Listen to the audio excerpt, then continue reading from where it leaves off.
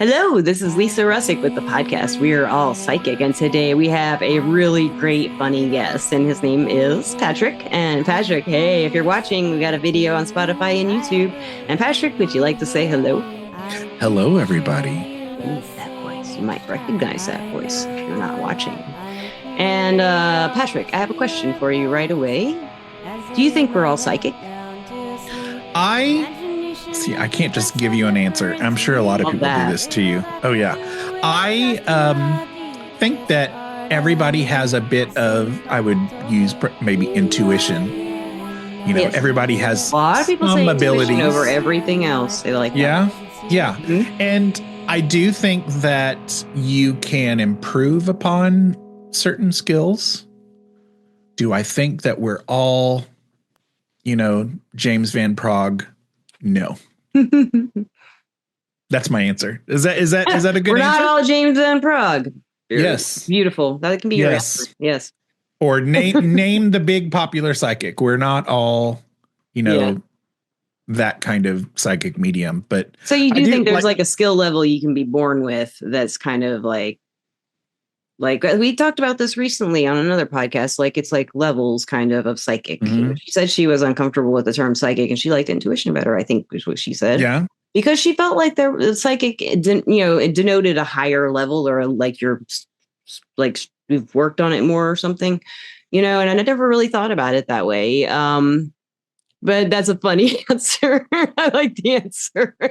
Well, yeah. And the reason why I feel comfortable saying that is because, I'm sure we'll talk more about this later, but when I really started getting into this stuff, what I've always called my paranormal or my spiritual shift, I could not stop reading about paranormal spiritual topics. And right off the bat, from the very beginning, after having no background in any of this stuff, I started reading topics like astral travel and channeling. Oh, I was learning how to channel and reading all up about it and everything, and dreams.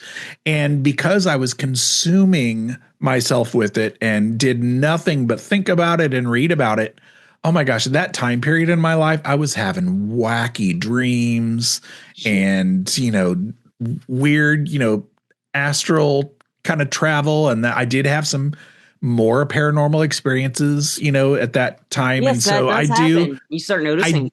Now it was I got worn out and I got tired and I got burned out, and, you realize later, that's not ever going to be me. I'm not going to hang a shingle and, be a channeler or whatever.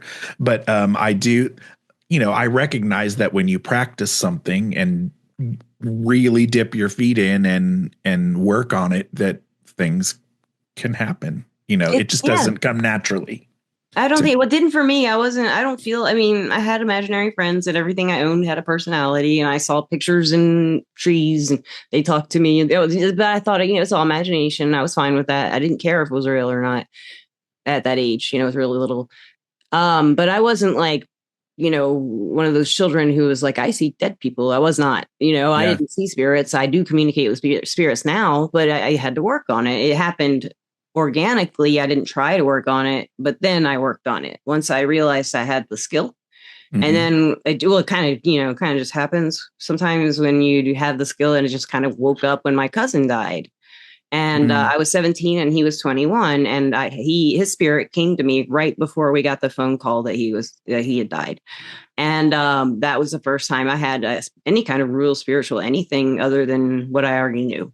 Like a lot of people I think are doing it's their psychic thing and they don't know it, they're just not aware of what they do that's psychic or intuitive, right?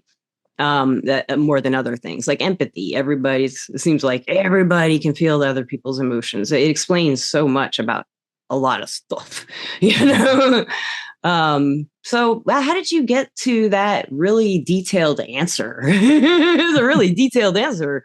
Well, I guess one we've had. I guess I've thought about it, in my podcast, I spend more time asking questions than, knowing the answers to things. Does anyone know the answers to any of this stuff? Right. Well, just in general, having a curiosity, I spend a lot of time doing that. And, when I grew up, I didn't have a lot of paranormal experiences. I wasn't super interested in the paranormal. Right. And I didn't grow up in a haunted house, and I Yeah. didn't, well, and, for the most part, I also didn't experience a lot of loss at that time. My family has always been kind of a young family. Right. Even my larger family has always been kind of young. So for most of my growing up years, I didn't really lose a lot of loved ones. Right. So there wasn't as many opportunities there, I think, to connect with at least loved ones that you were familiar with that have crossed That makes over, sense. Yeah. That makes you perfect. know? Yeah. And so all of a sudden, when I was interested in it, I was, approaching 30 when I just, so there was a lot to catch up on, Me you know? too. I was right Yeah. around 28, 29 when I was like, okay, this is both for me. I had psychosis with it. Like I Mhm. had psychosis. So once I took medication for psychosis or bipolar mania, one or the other, I would just hallucinate a lot. But once I took medication that worked, it split them. And then I was like, Mm. oh wow, wow. I could tell like, what was real or what was a psychic experience and what was me going off the rails, thinking about what I'm picking up and trying to Interesting. figure it out. Yeah. I couldn't really figure out what was going on around me most of the time in my life when I was younger. Now I don't take a medication for that, an antipsychotic or anything. I do take a mood stabilizer and ADD medication because but I have a condition, a genetic condition that causes all this stuff. But like I never did when I was younger ever feel like I was psychic, but I wanted to be really bad. I love Sylvia Browne's books. I would just pour them. Did you read her books? I have read so many of her books, and I do think, especially after I'd already read quite a few, the more you learn about Sylvia Browne and some of her big misses, She's had and some big ones, yeah. she's But had she's so some big confident when ones. she gives them, and one of them was Oh yeah, brutal. Yeah, it was. but even if she's completely wrong about everything, there is something about her books that Oh, I I just know. love. And my favorite one is my favorite one is just where she explains the afterlife. There's like one where she explains the different buildings and the different structures and the I didn't read that process. one. And Interesting. oh my gosh, I will never forget the descriptions of the hall of records and the what happens when you first get over there and you have to sit down and have your debriefing, or I forget whatever she called it. But oh Yeah, my gosh, and those were some of the first books that I read too, and so that explains really. why I was so fascinated with it. But I even if I roll my eyes at them, Lisa, I love a good book by a psychic medium. Because Mhm. after I've interviewed so many psychic mediums or been friends with psychic mediums, you start like one medium might say, "Oh no, it happens this way," or "Oh no, this is how it is," and Definitely, they "Oh do. no, Yeah. that's a ghost," and "That's not," and I'm like, all those answers can't be true, So I'm like, A lot of that people are bugs pretty me. sure their way's right, Right, accurate too. It's so this right. podcast, we can just compare notes here. We both have Mhm. interviewed so many intuitive people over, you have since 2014, you said? 2014, yep, Listen is to when the that go. This podcast is a big started. seance podcast person. If you do not know Patrick Keller, that's who this is. You should know. You should know. 2014. He's on his Well, face. and His before face is that, on there. in 2012, it started as a blog. So the big seance started as a blog 2 years before, because I needed a place to express the feelings and the questions that I had Right.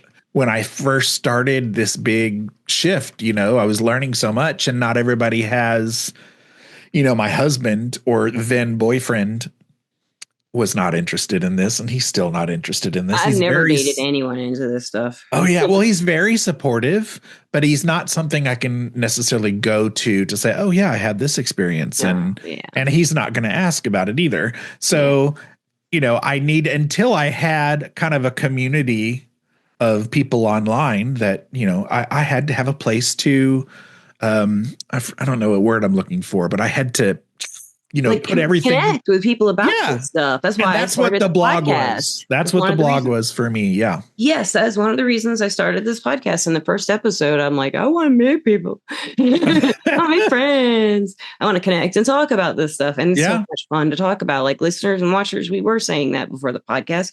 We both love to talk about this stuff, all of it, like any of it. You said there are a few things you don't like to. There's a few things I don't like to talk about as well. Well, it's not that, it's like I don't always feel comfortable talking about it if I don't have a lot of expertise or experience in it. Like this stuff. Yeah. Can anyone really be an expert? I mean, it's almost like it's subjective. Word. Yes. It is subjective. It's like an artistry, it's subjective. Like I could give you a reading and you give me a reading, and we could both give Amy over there a reading. Amy, what's up? And Amy might like mine better.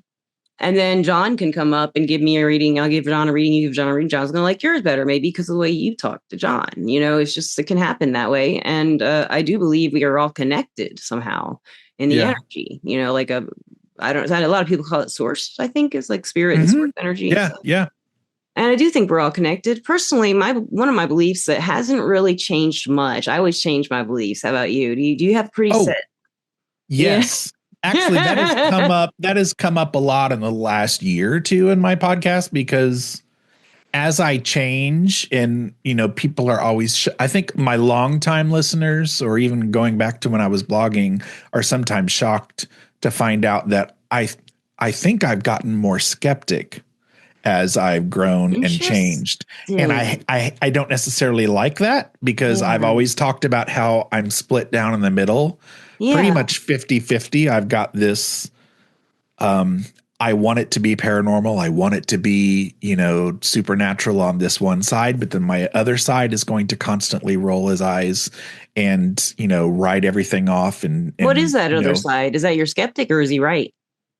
I see. I don't know, because it's a constant fight. And that's one of the reasons why I got out of paranormal investigation, I think, is because I was burned out from fighting with myself, I bet and trying to, because you don't want to make stuff up and you don't want to lead somebody the wrong way. And the more I have experiences, I look back at some of those early experiences and the evidence, quote, evidence that I had, and artifacts and things that I thought were paranormal then. Some of that I don't think are paranormal now, because I know more. I got you. The more experiences you have. Like a simple example, maybe, or. Oh, well, this one could start a fight, but. Come on, man. This podcast is, we're bullies. Orbs in paranormal investigation, orbs. Orbs, and, usually and there's some flares. Yeah, usually that. And orbs weren't really a thing. I mean, they were a thing, but orbs didn't come about until digital cameras. You can just, all you have to do is research a little bit about digital photography. I've heard of them before then, like Polaroids and stuff, but sometimes. But then, there's so many people, and I hope I don't offend anybody listening, because there are, even in my own podcast, there are spiritual people of all colors that I love. And I love all of us, but there are people that will see an orb, and even though, like, especially if you go to a place that's super dusty and like abandoned, like, of course you're going to have dust and stuff.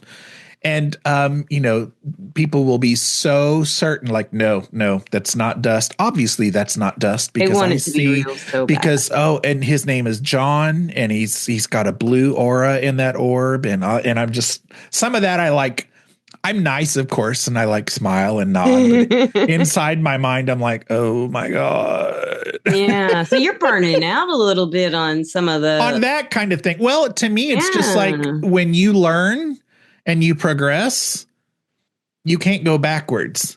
And part of that frustrates me, because it's like, I had so much fun. I had so much fun when I believed in this. That's what I was just thinking. I was just thinking that I was a lighthearted kind of free spirit when I was in, under the paw of an abusive husband yelling at me. He was not physically abusive, but, he's always putting me down, yelling at me and stuff. And I was just happy as a clam. Didn't care. Blissful ignorance. And the reason I'm bringing that up is because, like, I've just never been around people who really support what I do, I guess you could say, especially in the psychic field. He was the only person I've ever had to argue about this podcast with. before I started it, I was a friend of mine, Omika. She was one of my first guests. Omika Keys. She said, Lisa, you should do a podcast. She says, I can talk to on the phone to you. And I hate talking on the phone. She said, I love listening to you talk. Couldn't think of anything to do one on. I have a lot of time. I had all the tech. I love audio. And I was like, oh gosh, I want to do a psychic one because I want to talk to people about psychic stuff. I didn't know anybody in Alabama at that time who did this stuff. At like one person, you know, and she's a witch, and she taught me. Maybe Akasha is her name, and she's still a really good friend of mine. And she's taught me like things that you know what I'm talking about. There's some people out there who can show you things, and you're like, oh wow, just wow. There's no words. There are no words for some of this, right? So I had a point, Patrick, and this if you've ever watched my podcast, you've seen me do this before. Blah, blah, blah, blah, oh, I do it too. Well, when Missy would co-host with me, she'd bring it back around for me, and I can't get it back. She's gone. Can't get it back. What were we talking about? We were talking about not going back and being happy with being kind of disappointed about losing. Yes, that innocence. Yes, almost an innocence. It's not so much. I mean, I feel more like an innocence in me now that I've embraced the energy. But before I didn't feel that way so much. I think like I'm really thinking about that struggle you're going through, where it's almost like irritating sometimes to hear people like kind of make up stuff. Is that kind of what you're saying? When they really believe it is what you're feeling, right? Yeah. Like I do see some people kind of do that with signs for past loved ones, and you know they really want to see a sign so bad. And there's a dual side to that too. You know, some people who don't want to see a sign or don't believe in signs will have freaking signs. Everyone else will even see the signs. Like you know, a whole herd of blue jays just comes in, you know, and sits on them. You know, like 80 of them sit on a building. That's not going to happen. You know, something like that, and the person will just be like, no, it's not. It's not it. It's not a sign. You know? Well, I guess for me too, it's not necessarily that I get irritated that someone believes something. It's when they're so confident that, you know, they're smarter because they know. Oh, like a better than kind of thing, like a measuring stick. Yeah. And if you think about, weird, yeah. I don't know how many of your listeners follow more of the paranormal investigation world. I don't know anything about the listeners. But they, a lot of people with EVP, for example, because that's one of the biggest things that has always fascinated with me. And I've done a lot of, especially 15 years ago, I did a lot of EVP experimenting. Can you tell the listeners what EVP is, just in case they don't know? EVP, or electronic voice phenomena, spirit voices caught in recordings or in the old days on tape. And it really became a thing for sure in the, I think, late 50s and in the 60s. Yeah. And then, of course, with the popularity of ghost hunters and paranormal shows and things like that, it's exploded even more. But I can't tell you how many hours and hours and hours and hours, both from when I did paranormal investigation, I, for the most part, only did it when somebody needed help. You know, nowadays paranormal investigation is kind of like little bowling team, and it's kind of a social outing, and everybody just goes. I would love to do it, but and that is fun. That is fun. But when I first started, which, you know, 15 years ago is a little bit different, but when I first started, I wanted to help people. And so, you know, I would go in, you know, a legit person had a concern or whatever. So, you know, I would sometimes spend a month or more going over that evidence and audio. And then I've also done my own little personal EVP experiences in my own house, where for every day for weeks, I would do little small, you know, seances you could call.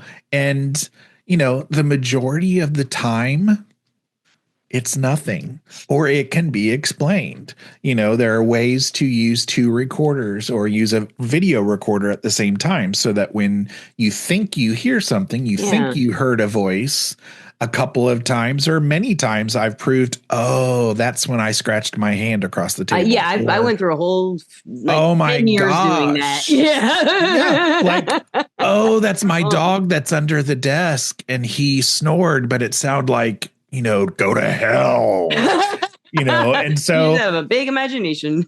but then there will be people that have way, way, way, way less experience that will, or teams that will say, oh yeah, we did this investigation this last weekend and we now have, 750 EVP examples on our website. And I'm like, you do not have 750. When you're out in the wild and you're with 10 other people and there's wildlife and I'm like, do you really have that? But then I also feel horrible, like a horrible person for judging them. So I've had You're not. That sucks. part of my growth. I say so. I'm just kidding. I'm just kidding. No, for real. Part of my growth has been getting over myself and just learning to just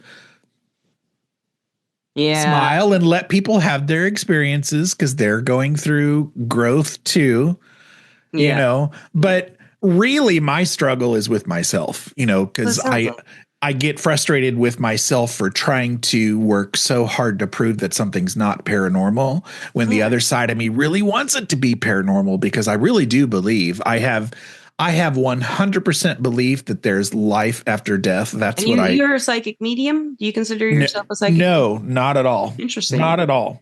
But I know, I feel like I have enough experiences and I have my, I grew up Southern Baptist and grew up working even in college. State? Southern. I'm Missouri. Missouri. Okay. I'm right. Missouri. I grew up right next door, mostly in Alabama. But I also worked in several churches. And so, I've since college, I've kind of been running away, and I'm gay and have been running away from, I understand that. from the dogma of religion and stuff. And so one of the first things that I got out of this spiritual shift was my fear of death. Like, I don't fear death anymore because that is the one thing that I am absolutely, I'd say 99.9% confident about is I know that, I'm not going to be either in a fiery hell. And I really don't think that I'm just going to lights out and nothing happens. That just doesn't make sense. That I don't have issues with in my mind. It's what people consider as evidence, and it's what people consider as this is spirit contact or this is that. And it bugs me because I'm like, why do I have the need to do that? maybe it's part of it is because you're here to bust some frauds. Maybe you're around to do that. And it's not a bad thing that you think that way. You're supposed to think that way, maybe. I also don't think I'm the personality that would do that, though, because I don't know where it would play in. I get it, though. Yeah, I get it. I don't know your life exactly, but I feel like that's it's a good, healthy skepticism. But, I feel like maybe if I want to give you advice, because, our sponsor, the place I work, Everclear, it's an advice app. I give advice for a living. Yeah. I don't like giving advice unless I'm asked. So I literally am asked to give advice every single time someone calls. It's my job. There you go. That sounds fun. It is a great company. It's just the best. Everclear is just the best.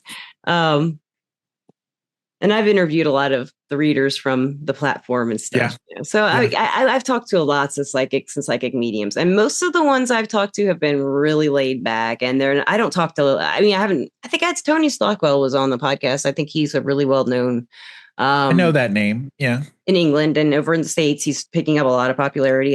That's the only, I didn't know it until I read about him, but that's the only, maybe I have had psychics on the podcast who are famous and don't even know it because I never followed it before. I've just never kept up with the psychic news of people because I just do my own thing. And when they come on the podcast, I'll remember them, but and if I see them somewhere else, I'm like, I know that person. But I haven't really I don't know, the big glamorous psychic thing is kind of gone now. We always had in our culture in America, especially, I feel like we always had a TV show or a radio show or a writer. There was always some psychic star and Alison Dubois was ours for a while. And then we had Sylvia Brown was from here. And then like we got James Von Prague in England. He's like, he's like the figure for, you know what I mean? We don't really have one in the States right now. I I feel guess like we have Tyler Henry. Tyler Henry, I he was think on is our, really. no, he wasn't on our show. I don't think, or was he? I think he might have If been. he was, I'm incredibly jealous because I've tried getting I don't Tyler Henry know. I for think I wrote him. I years. think I wrote him, and Yeah. he said, "Look at my stuff." I can't remember really. If I did have a podcast with him, I'll let you know. But I Okay. just can't remember. I think he's one of the I people won't be I able to wrote. talk to you anymore after that. If you really did interview him, I'm just gonna. No, just kidding. If I did, I'll write him and say, "Hey, man, there's this really cool guy named Patrick. Yeah, He has a great podcast." I do like Tyler Henry. I haven't followed him as much in the last year or so. Yeah. But especially when he was younger and first doing his show, he was just this, squirrely looking kid out doing readings, and he's just fascinating to watch, Yeah, that's and cool. just seems so believable, I guess. Yeah. The way he works. It's hard to imagine Tyler Henry as wanting to pull a fast one on someone. That's so true. The most bona fide healing people. When I say from my experience, a healing person, a person who heals other people with energy, mm-hmm. In any way, mental, physical, spiritual, emotional, whatever. I feel like they, when they're comfortable in that position, I guess you could say, or because I feel I'm very comfortable in my position now, but I didn't used to be as a psychic reader and in the profession, and doing a podcast about it for so long. Is that I've really immersed my life in it since 2018. But before then I had for a long time, and then I got called out. Just like, don't want to do this anymore. I burned out, but it's made my life so much better. Following this path, looking into this stuff, trying to figure it out, learning about it. I've lost a lot of good friends, but they weren't good friends. That's what I found out, That's one that's really hard part of doing any kind of spiritual work for me, has been putting boundaries as part of mine. I have to put boundaries up. Otherwise I'll just give and give and give until there's nothing left. I have a lot of energy. I've got a lot. I've got a lot of love. Like, I'm not throw it everywhere. But I think most of the ones I've met on the podcast who have that sincerity about and when they're on the podcast, they heal me by talking to me, and I can pick it up, through empathy. I feel all the pain goes away and all this stuff. Those people, they are never egotistical. They never have a chip on their shoulder about anything. I mean, they may have problems in their life and they may have sure. Like all of us do, but they never have an attitude. I think that's what maybe bothers you, maybe a little bit, attitude. Better than attitude, and people from the South are like that. So if you're from the South and you were raised and you were gay in the South, I mean, I know how that is. It's a terrible, it's really feel out of place. I mean, you don't fit in anywhere. From what I saw of people, and to come out was like a huge, huge thing in the South, back in, I'm 49. I don't know how old you are, but I'm almost 47. Okay, so we're about the same age group. So Generation X, like in the South, you just did. I had so many friends who came out in college and afterwards. Like they would be like 25 coming out. I mean, it took a long time for some of these people from Alabama to be able to let themselves live the way they really were built. Yeah.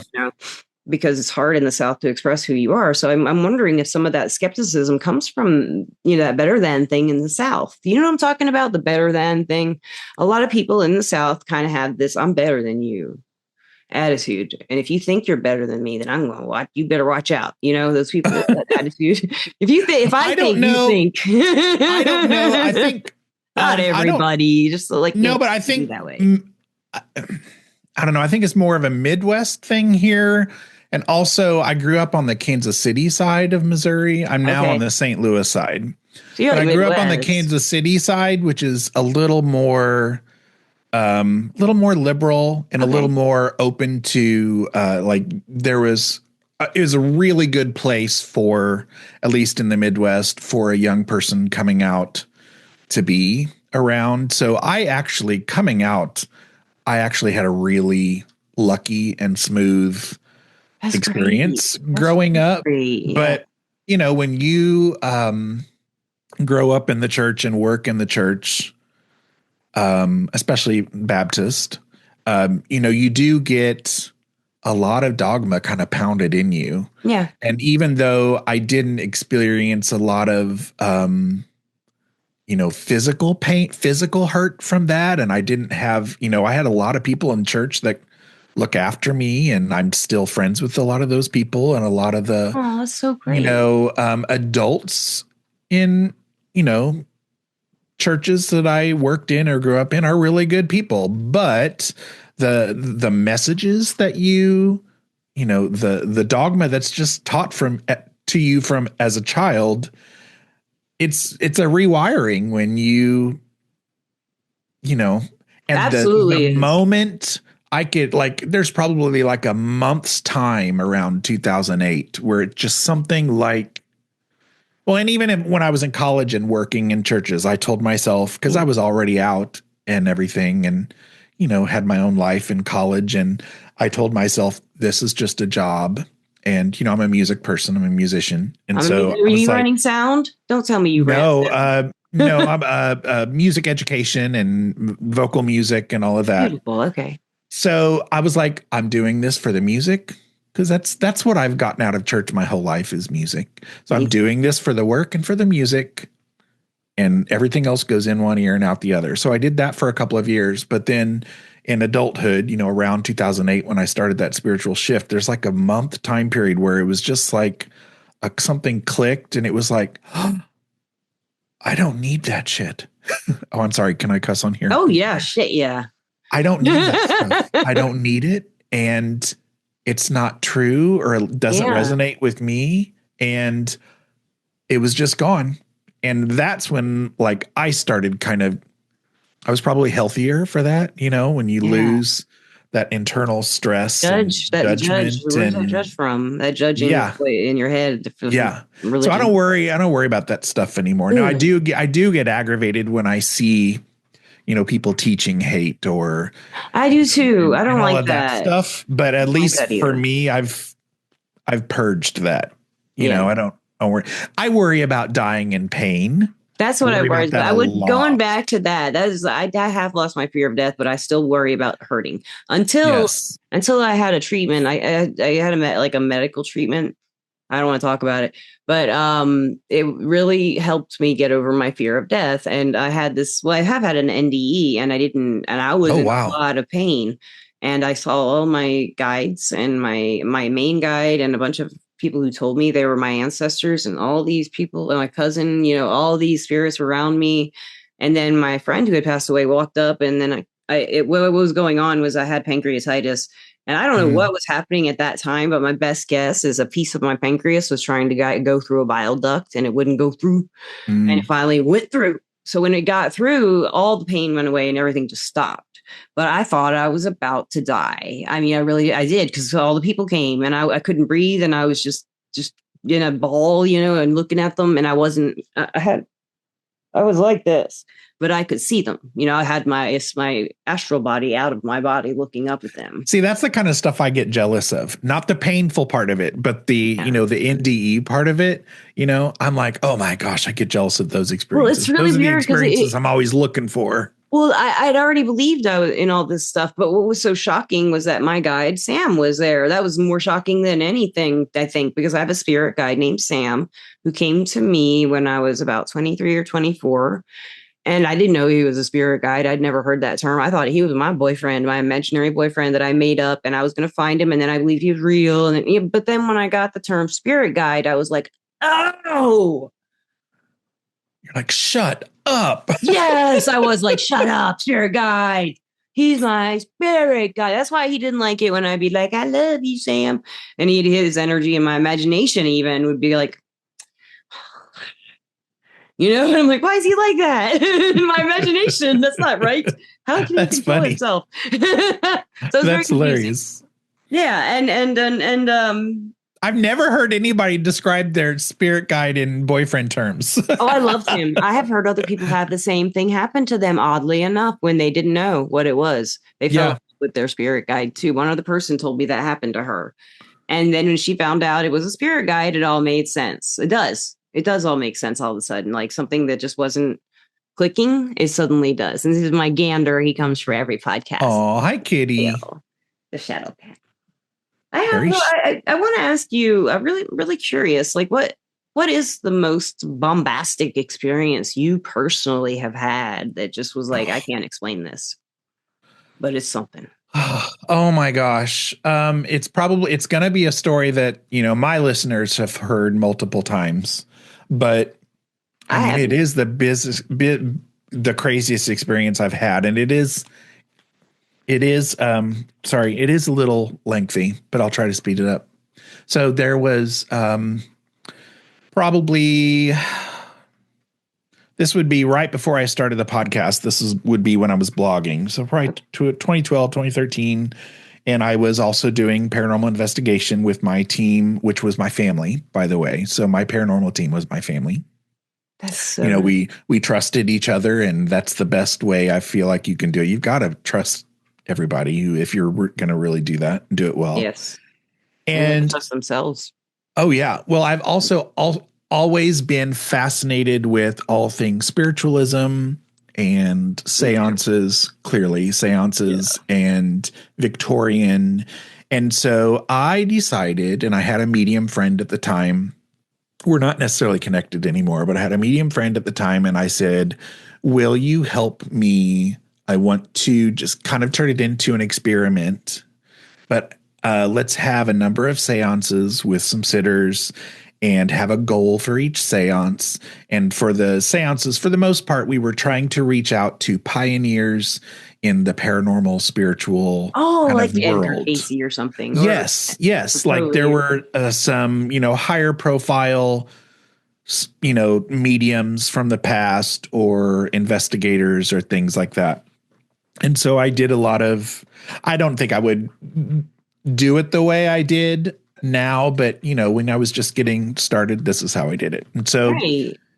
we did like two of those in like a week's time, and I filmed it, and we didn't have anything like major happen, but it was cool. And of course you're putting yourself in all that energy, right? Yeah. Well, I was also doing a lot of EVP experiments on my own at that time. And I lived in a different house, but in that house, I was doing it in my own house and taking that seriously. And I was reaching out to the Fox sisters and, thinking I was getting communication from them, and perhaps I did, and doing a lot of EVP stuff. And then also, and of course I was still teaching full time then. There was in the middle of the week, it very rarely did it happen this way, but I was contacted by a family with a legit concern, and oh my gosh, can you come out and check it out? And I say that because a lot of people, especially since the paranormal explosion of a million paranormal teams and all the paranormal TV shows and everything, a lot of people, when they call you, it's because they think it's cool, or because they want to be on TV, or they want to invite all their friends and things like that. And this was not. This was the most, quote, normal family, level-headed family. And I could tell they were just scared. Oh, And they also reached out to a medium. And so I kind of that's worked in cool. tandem with the medium. But it was also I'm like, oh my gosh. And then you start having, I'm like, can I help them? Is this something, am I up to this? I'm Like, should I? wondering. Yeah, I was Right. wonder that too. Yeah. Yeah. And so, of course, and it's also a school night. And so I'm doing Yeah. that, and up all night doing that. And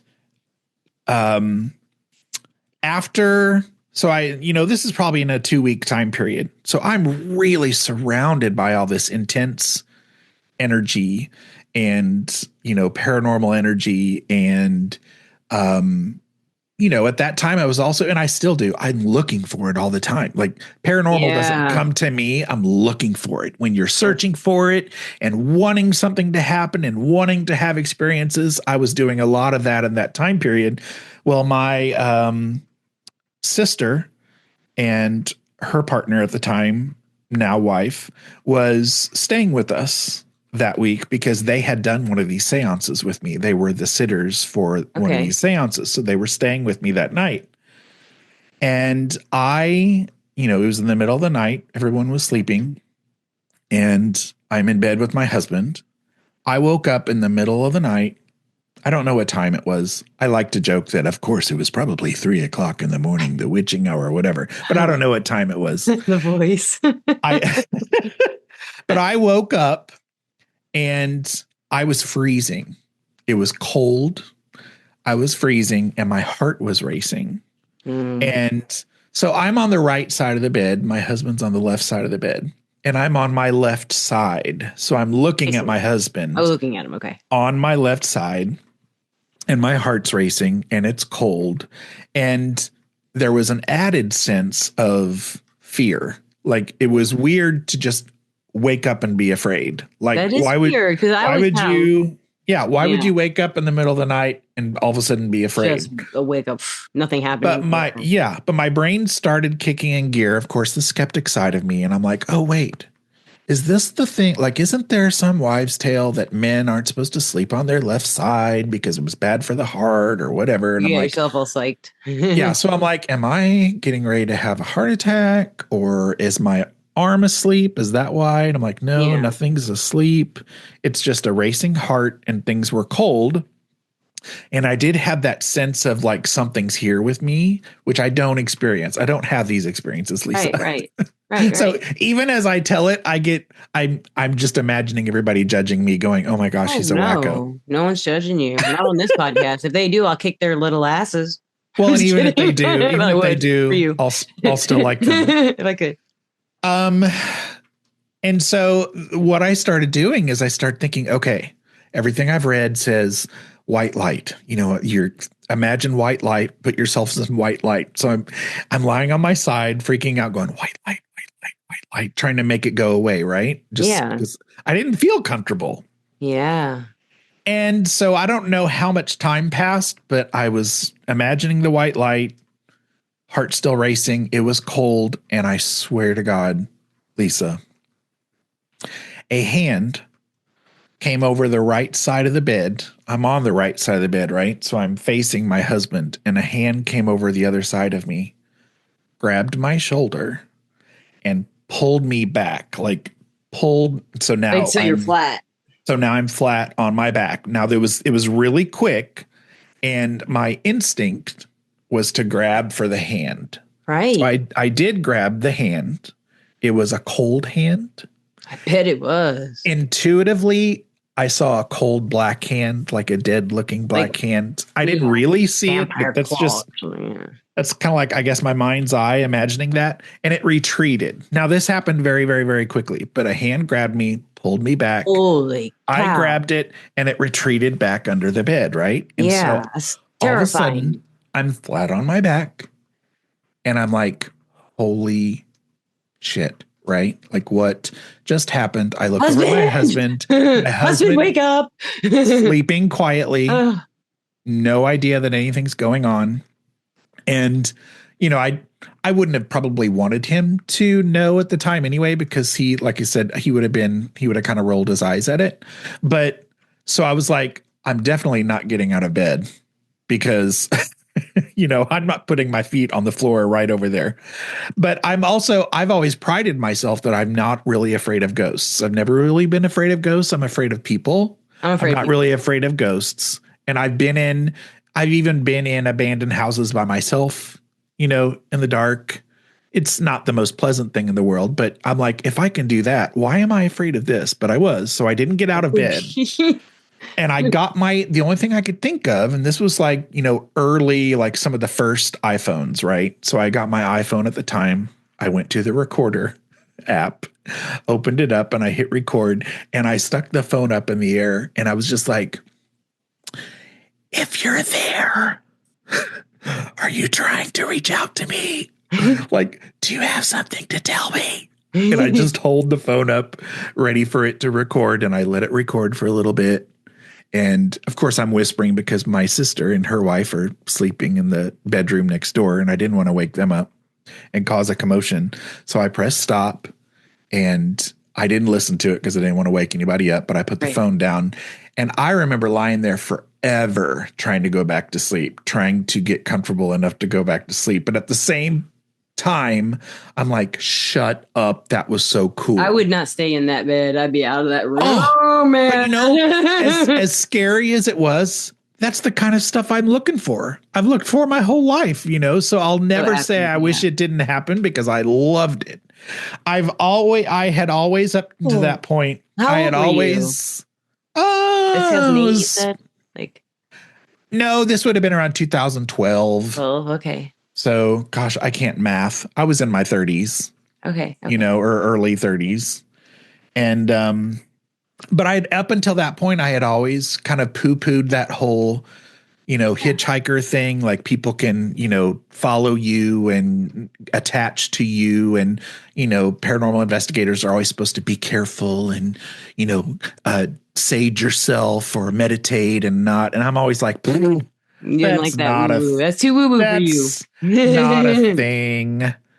But now I wonder, you know, I think it probably could have been a thing. Now, people will tell, they always ask me if I think it was evil or negative, and I'm not a big like evil or like demonic kind of, I don't have a really a Yeah, the belief. energy to me sounds like a spirit wanting to go on.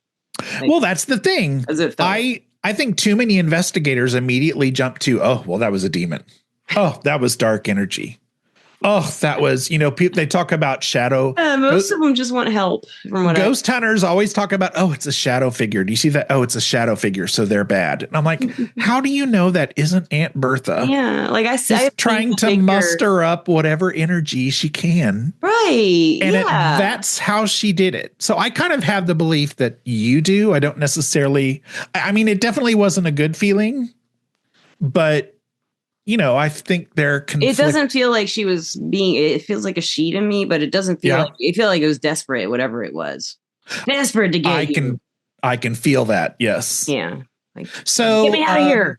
Yeah. And so part like. of me also feels bad for being startled because I'm like, oh God, if that was, you know, feel guilty somebody for startling the ghost you scared. Right. Because it did startled you back. the crap out of me, but I did. It's crazy. I did hold my phone up. I did hold my phone up.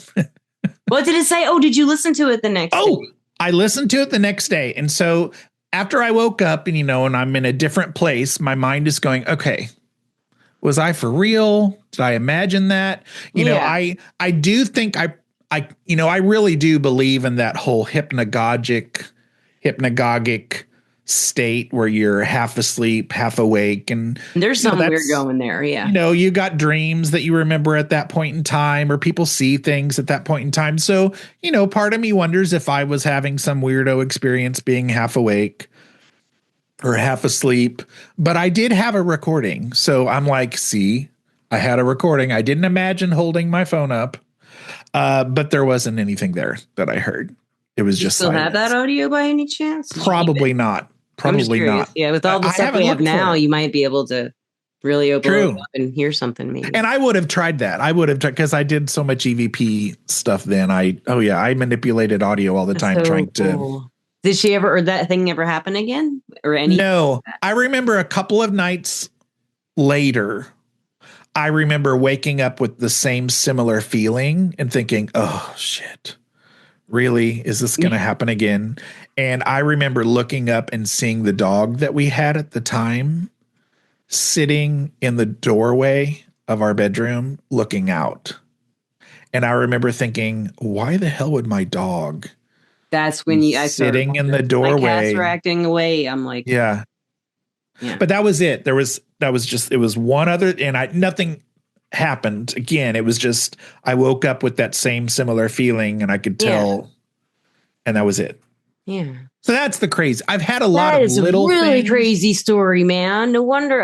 Just no wonder you got into investigating this stuff, because that if I hadn't had the spiritual experiences I've had and had them explained to me, or if found explanations for them in a metaphysical or spiritual sense, I would love to be a spiritual investigator or something like that. If I hadn't gone the direction I took with actually learning the skills, I think I would have loved to have been a paranormal investigator to prove stuff. Oh yeah. Well, I mostly do it find out some fun now. You know, we're not active as like a paranormal team, to go help people. But I will, when if someone who I know or a family friend or, an old colleague calls and has an issue, yeah, I go out and I have, I still have the gadgets and the tools and, I, even if it's just to go and sit in a space quietly and just listen and try to reach out and try to get activity and,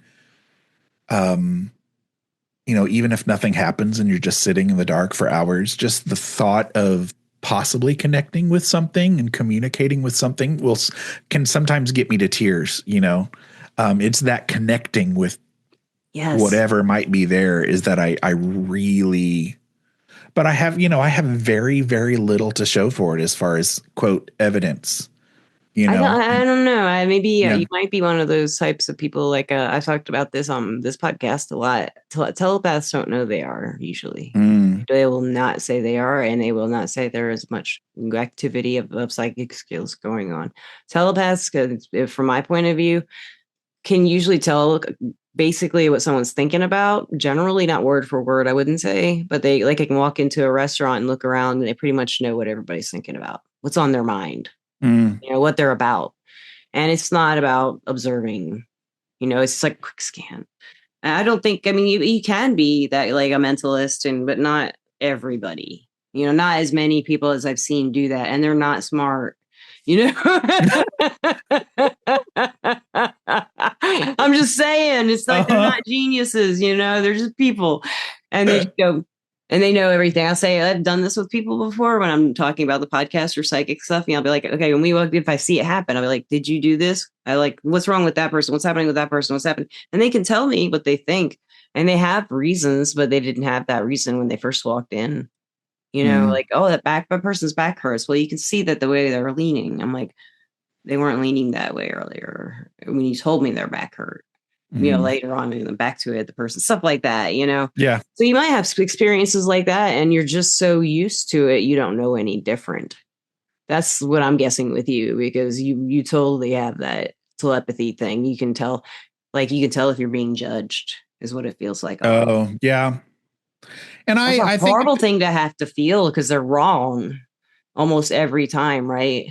They don't know what they're thinking. They don't know what they're thinking about. They're thinking wrong. Yeah. Yeah. I don't know. I've never felt, sometimes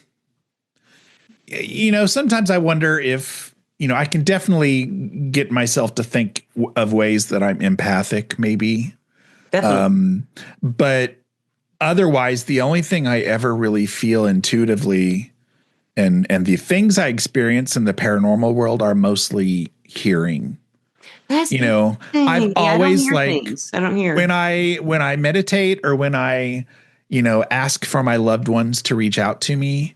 I always tell them, I said, okay, the best way I experience things is through hearing, so I used to record a lot more things than I do now. It's been a long time since I've really, tried to gather evidence or anything, but I have Mr. Magoo old people eyes, so it's not going to be seeing, if I have terrible eyes, but I see in really? Mostly it's visual. Well, people talk about having, night visitors or, what do they call it? If like your loved one visits you in the middle of the night. Good see I'm visitation, yeah.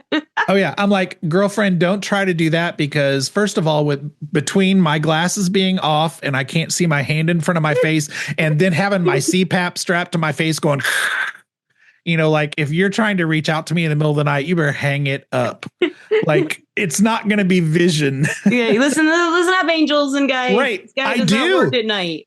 I do. I've told them. I'm like, I'm dead to the world. Not you're kind of dead, but I'm dead to the world, and so it's going to have to be audio or come to my dreams.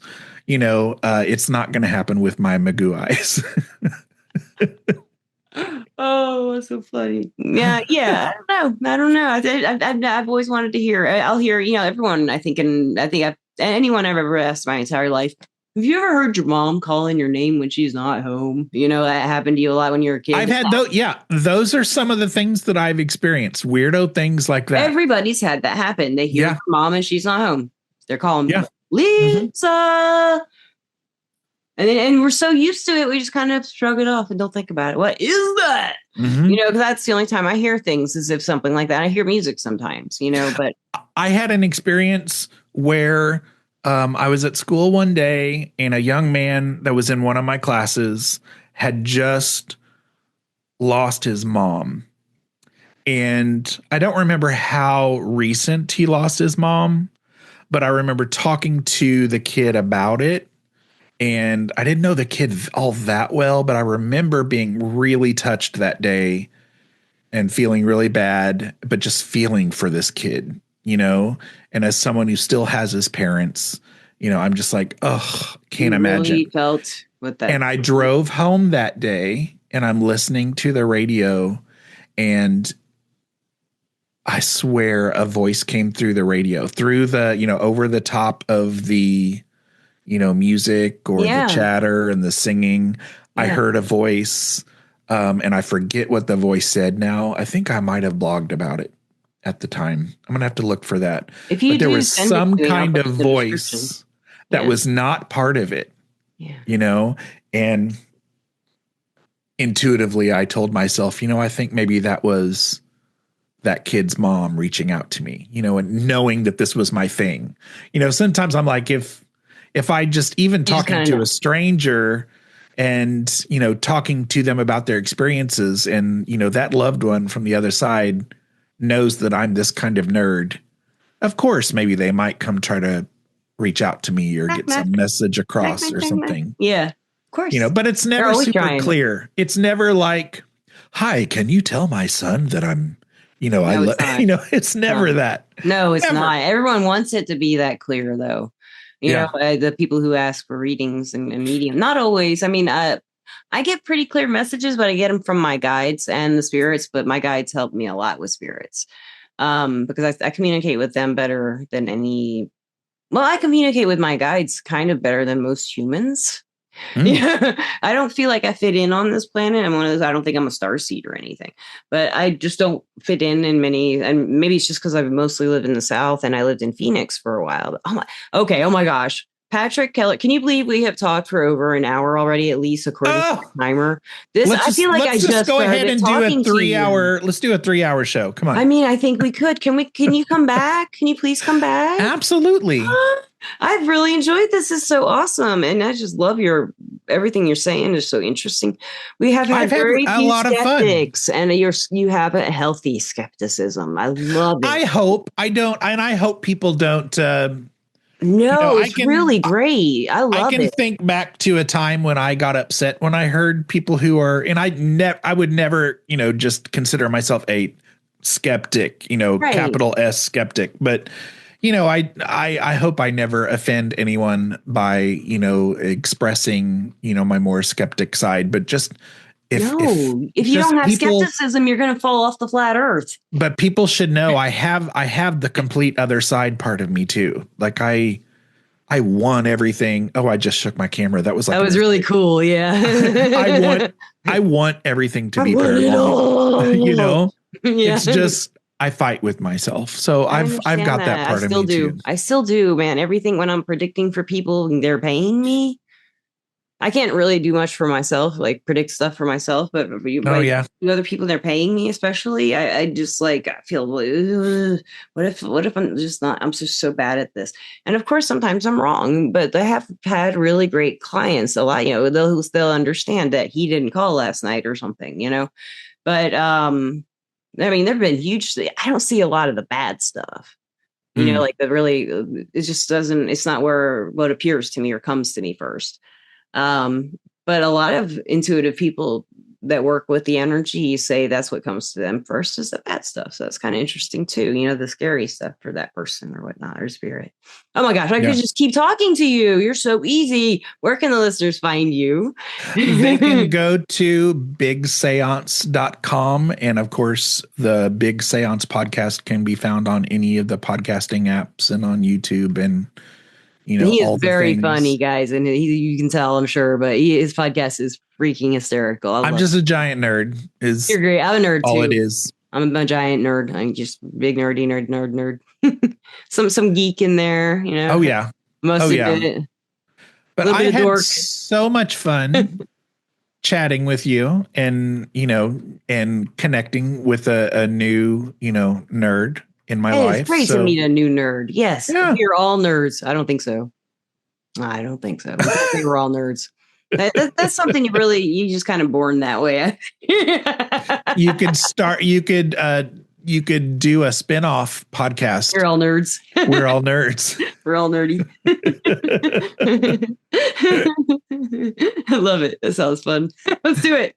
All the Yes. free time. Yes. Yeah, or whatever. Okay, thank you. So everybody go check him out. I'll put in the description a link to his website, and you can find his podcast, like he said, anywhere.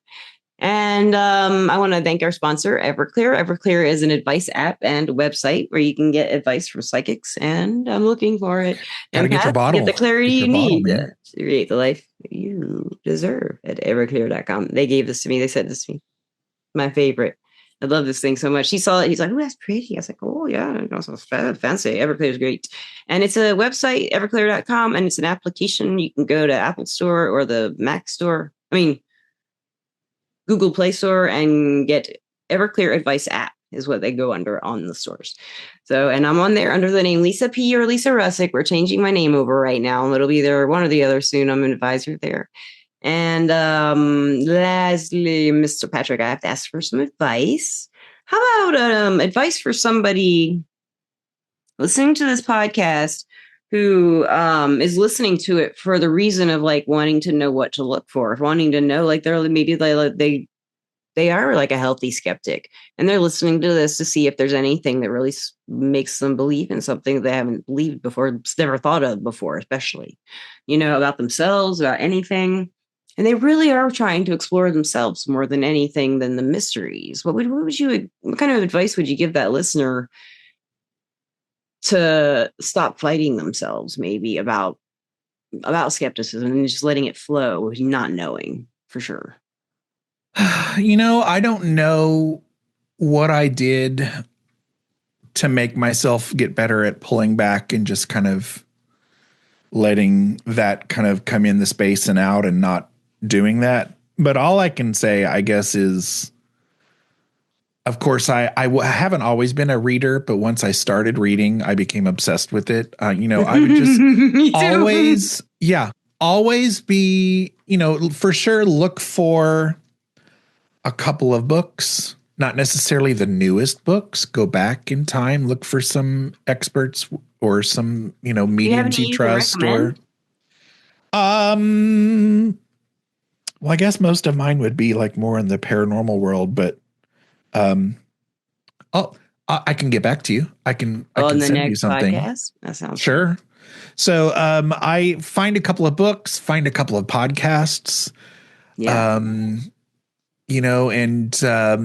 devote some time, I guess, either daily or each week, to just sit with yourself and process your thoughts and listen a bit, read a bit, maybe watch a paranormal show, or because you got to get some nerdiness, keep some nerdiness in your life there too. Those are true. Yeah. I do think the more you learn, the more you're comfortable, sitting with yourself, and maybe you won't fight with yourself as much if you're like me. That's a good point. That's a really good point. Sitting with yourself, if you make time for it. Mm-hmm. Or maybe you can even set that time aside to argue with yourself. Some people say to do that for different things, not arguing with yourself necessarily, but that's really good advice. Thank you for that. And my nose is itching. I'm sorry. I don't know what the allergies in Tennessee's new to me. I'm I'll here still for 6 months and I'm still itchy. Oh, allergies here too. Yep. It's cool. Yeah, it's weird weather, man. My ears have been popping. I have just had so much fun with you, and I really do hope you will come back. And listeners, absolutely, don't you love him? If you've probably seen and heard him, but he was just lovely. I just love you to death, and I do hope you come back. And I want to say thank you. I want to say thank you to you and the listeners and the watchers if you're watching. And we love you. You love the listeners, Patrick. You love them. Oh, I love the listeners and the watchers too. Yeah, and the watchers too. We love you. We both love you. Mwah! And everybody have a wonderful time wherever you may be. And be dorky, be nerdy. be Yep. geeky, and be psychic. Peace out. Bye.